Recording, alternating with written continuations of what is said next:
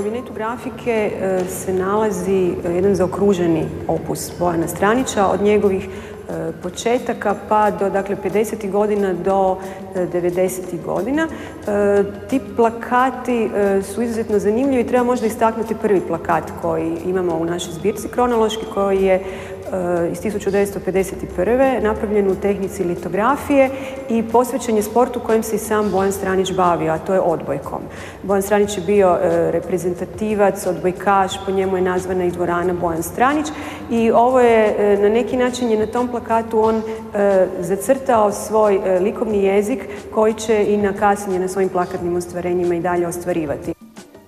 Njegov stil, dakle i njegov likovni vizualni jezik karakteriziraju intenzivni kolorizam, pojednostavljene forme, stilizirane, jedan nekonvencionalni pristup počevši od 50. godina koji onda razvija, modificira do 90. godina prošlog stoljeća. Svakako se radi o jednom zanimljivom umjetnikom, specifičnom po tome što se posvetio isključivo jednoj temi sporta, za koje ima izuzetno dobre reference, dobrog poznavatelja i koji su na neki način bezvremene ili danas funkcioniraju dobro, komuniciraju sa promatračima. Treba posebno istaknuti da je već 50. godina, dakle krajem 50. njegova dva plakata rađena za biciklističke utrke kroz Jugoslaviju i po Hrvatskoj i Sloveniji imaju u sebi te pojednostavljene elemente po kojima ih možemo smjestiti u izuzetno značajna i modernistička ostvarenja.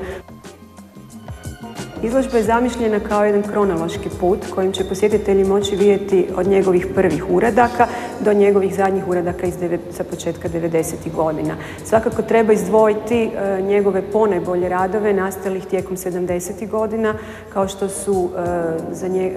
kao što je plakat za 30. Balkanske igre, za atletski kup ili za prvenstvo europsko u odbojci i isto tako posebno treba naglasiti dva sjajna plakata sa jednim posebnim pristupom, da tako kažemo, tom sportu, a to su dva plakata na temu klizanje.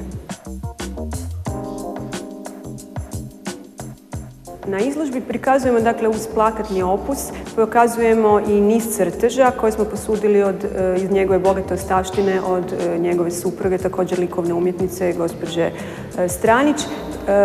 Na taj način smo htjeli na neki način nadopuniti i produbiti njegovu životnu temu sporta, koje je on bio posvećen i kroz svoje slikarstvo i kroz plakatnu umjetnost i kroz crteže. Ovi crteži su na neki način njegove bilješke sa sportskih terena, također pojednostavljene, stilizirane i koje prenose, kako je on sam napisao na rubu jednog svog crteža, snagu, radost i ritam bavljenja sportom.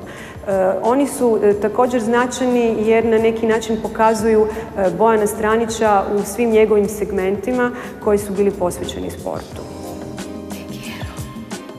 Mislim da radove Bojana Stranića svakako treba izdvojiti po mnogim elementima.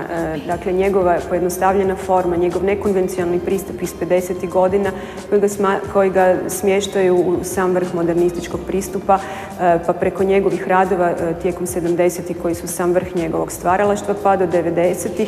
ga izdvajaju kao jednog od grafičkih dizajnera koji svakako spada u antologiju grafičkog dizajna u Hrvatskoj. Pozivam publiku i zainteresirani da svakako dođu pogledati izložbu u kabinetu grafike koja je otvorena do 30. studenog 2012.